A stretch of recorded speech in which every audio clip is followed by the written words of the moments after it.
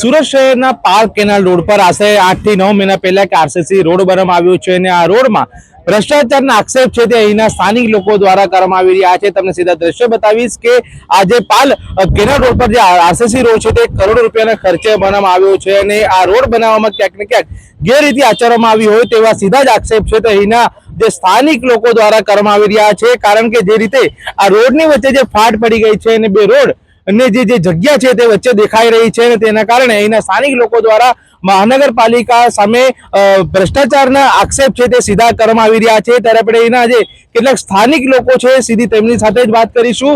તમારું નામ જણાવજો અને કઈ પ્રકારે આખો તમે ભ્રષ્ટાચાર તમે જોઈ રહ્યા છો। મારું નામ મહેશ પટેલ, હું સામાજિક કાર્યકર્તા છું। અત્યારે આપણે આરસીસી રોડ પાલનપુર કેનાલ પર ઉભેલા છે અને આરસીસી રોડ 8 મહિના પહેલા જ બન્યો છે। નવો રોડ આરસીસી રોડ પણ એની અંદર ભ્રષ્ટાચાર થયો છે। એટલે અધિકારીઓ અને કોન્ટ્રાક્ટરની મિલીભગતના કારણે આ રોડનો મૃત્યુદંડ વાગી ગયો છે। જો આરસીસી રોડ જ બેસી જતો હોય તો શું થશે? ડામરના રોડની વાત કરે ડામર નહીં ચાલે, આરસીસીની બી હાલત તો પ્રજા જવું કે મરી જવું। અમાનો આ જે ગેપ પડ્યો છે એની અંદર ટાયર ફસાઈ ગયું તો માણસ પડી ગયો, મૃત્યુ પામ્યો, જવાબદાર કોણ? કોન્ટ્રાક્ટર પૈસા આપશે? એના બાપનો દીકરો કોઈ કોન્ટ્રાક્ટર આપી આવશે કે અધિકારી આપી આવશે? શું કામ આ બધું કરો છો? ભ્રષ્ટાચાર બંધ કરો, બહુ થઈ ગયો, વ્યાપક થઈ ગયો। કેટલો લાંબો આ રોડ બનાવ્યો છે અને કેટલા રૂપિયાનો ખર્ચો થયો છે? આ લગભગ 1.5 કિલોમીટર રોડ લાંબો છે ને કરોડો રૂપિયાનો ખર્ચો છે।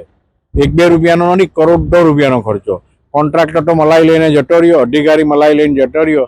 હવે પ્રજા હેરાન, તંત્ર મસ્ત, પ્રજા ટ્રસ્ટ, મરવાનું પ્રજાએ છે।